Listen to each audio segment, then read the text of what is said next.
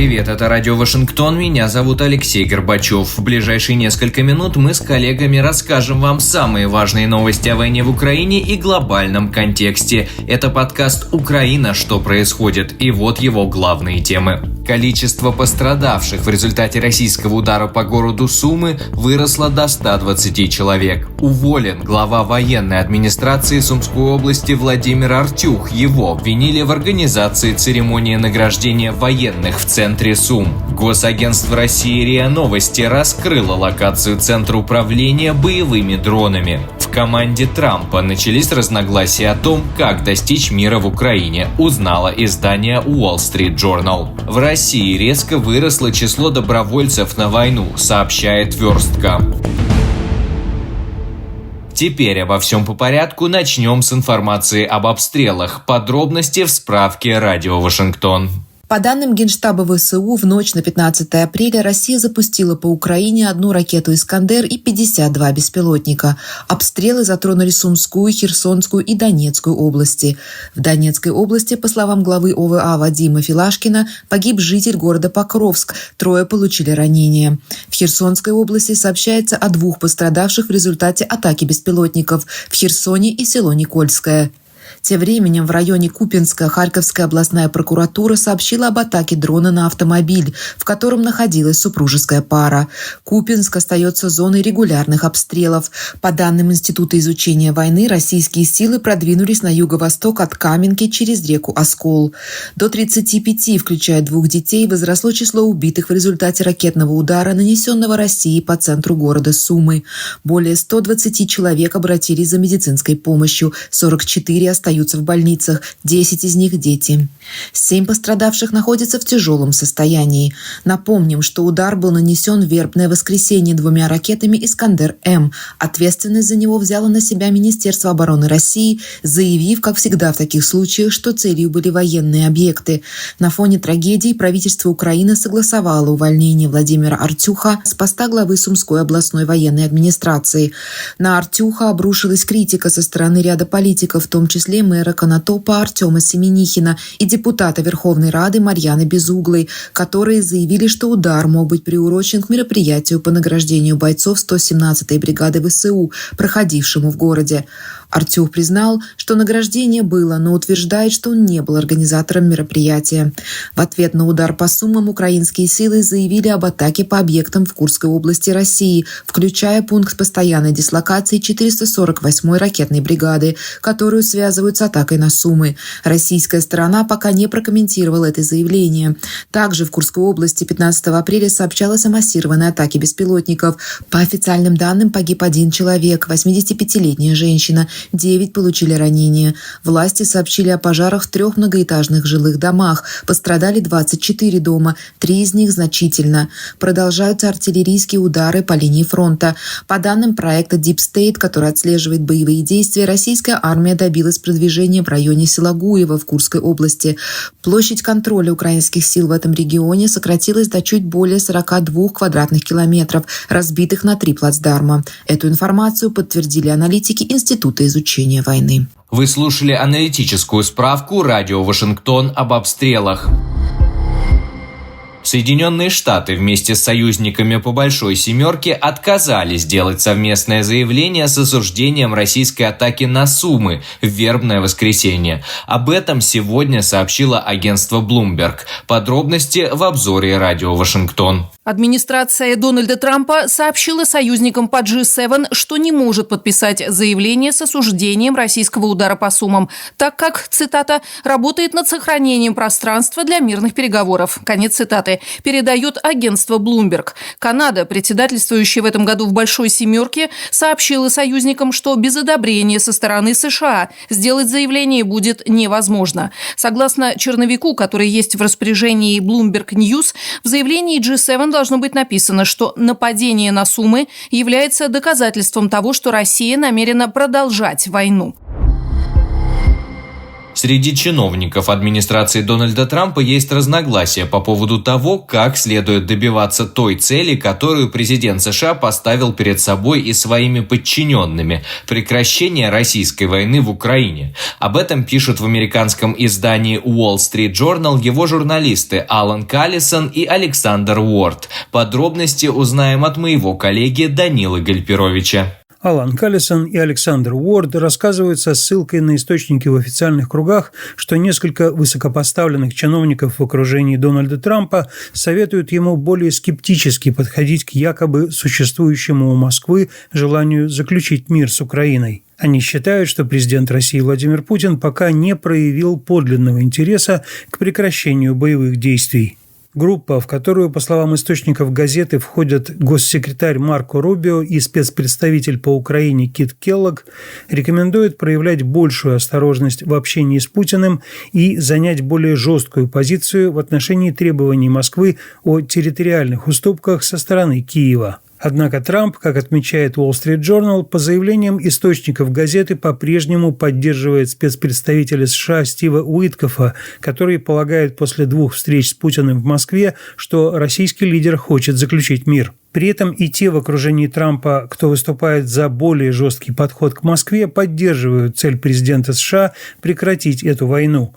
Но российская баллистическая ракетная атака в воскресенье, в результате которой в городе Сумы погибли 35 мирных жителей и более 100 получили ранения, подчеркнула разногласия среди членов команды Трампа. В воскресных публичных заявлениях Кит Келлог заявил, что российская атака переступила любые границы приличия, а Марк Рубио назвал ракетный удар ужасающим и трагичным. Трамп, как пишут Алан Каллисон и Александр Уорд, надеется остановить войну в Украине отчасти для того, чтобы устранить препятствия на пути к сближению с Кремлем. Казалось, что президент США был готов проявить нетерпение по отношению к действиям Путина, но он так и не выполнил пока свою угрозу ввести новые санкции на экспорт российской нефти. Газета также приводит мнение Дэниела Фрида, бывшего специалиста Госдепартамента США по санкциям в ранге посла, который сказал, что Госдепартамент и Министерство финансов США готовят варианты ужесточения санкций против России.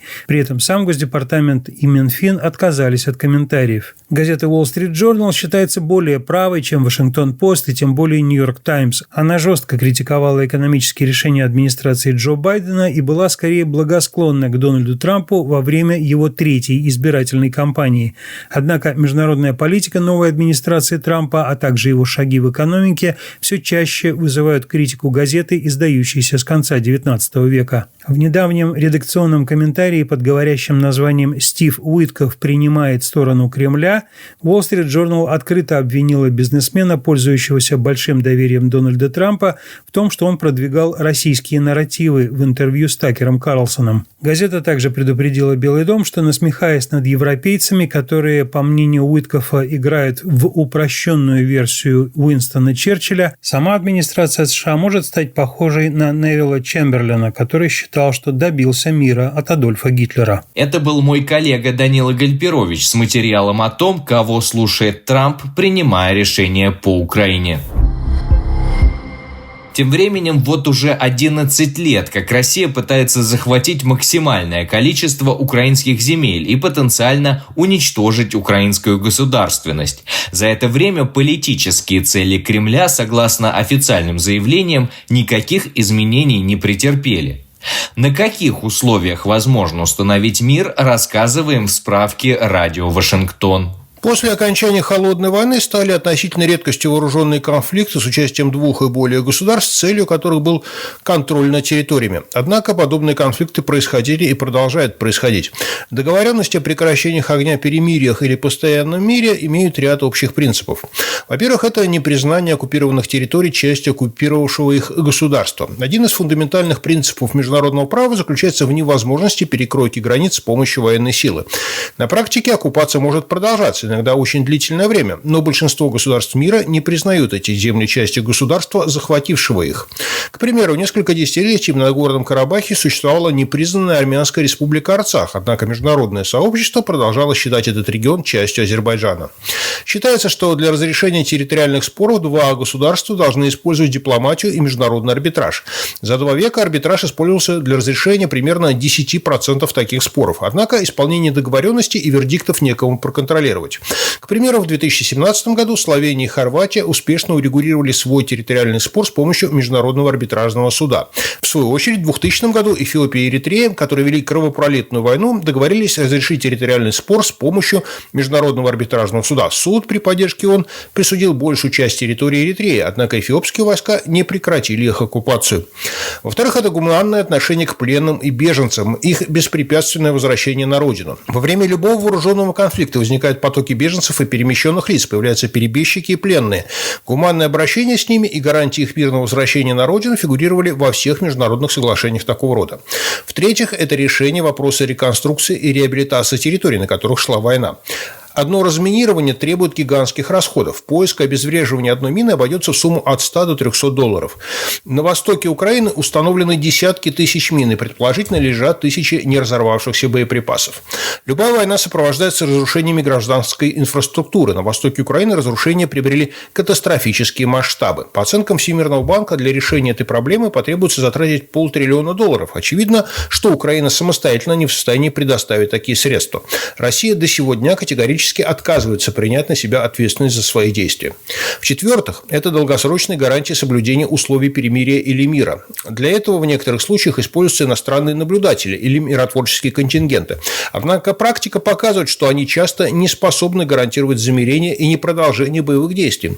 Действовавшая в Украине специальная мониторинговая миссия ОБСЕ не предотвратила российского вторжения в феврале 2022 года. В-пятых, и в этом война России с Украиной уникальна, подобных примеров в недавней международной практики не имелось.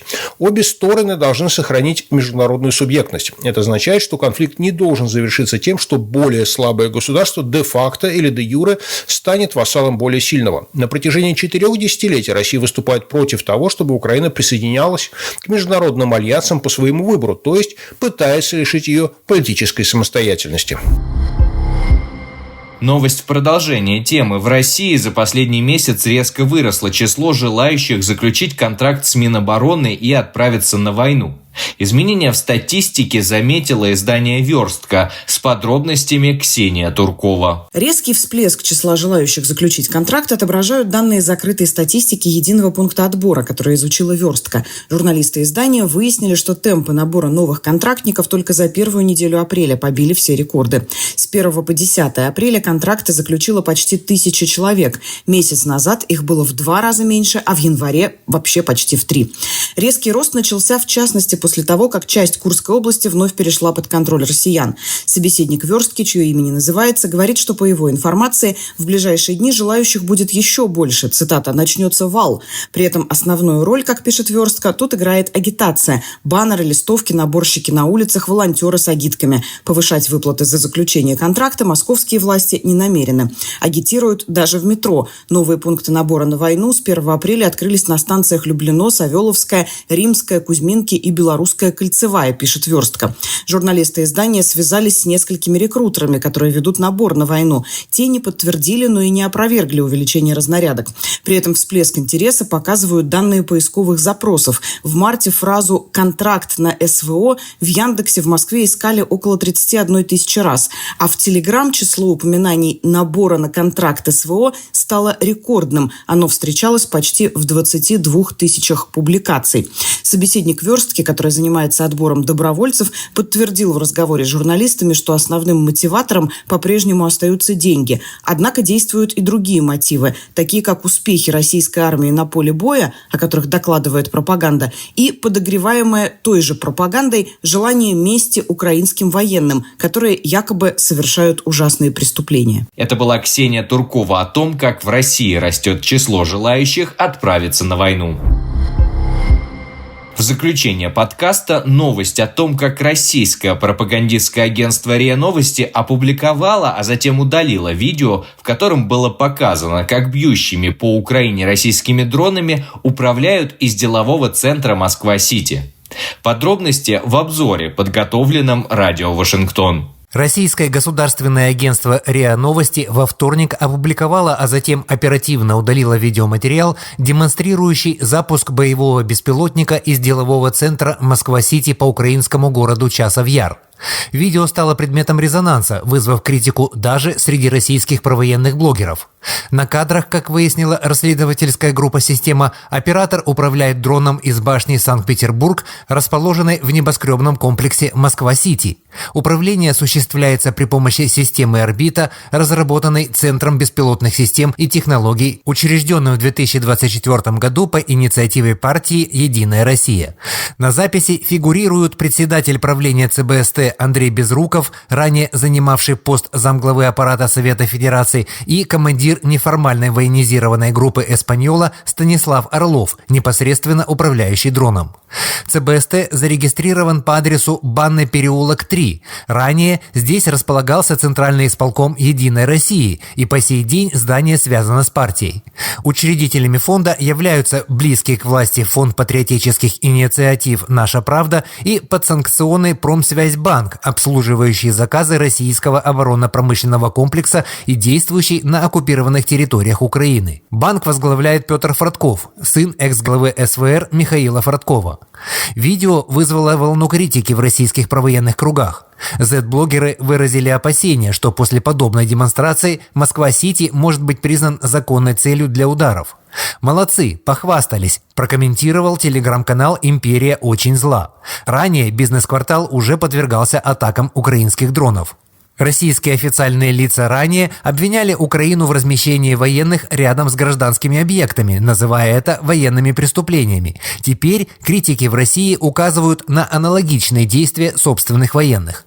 На момент публикации система не получила ответов на свои запросы в адрес ЦБСТ, партии «Единая Россия» и управляющей компании «Сити», обслуживающей Москва-Сити. Вы слушали материал о том, как государственное агентство РИА Новости во вторник опубликовало, а затем оперативно удалило видеоматериал, демонстрирующий запуск боевого беспилотника из делового центра Москва-Сити. На этом все. Если вы следите за событиями в Украине и за тем, кто и как пытается остановить войну, подписывайтесь на наш канал Радио Вашингтон и слушайте нас на платформе Эхо. С вами был Алексей Горбачев. До встречи.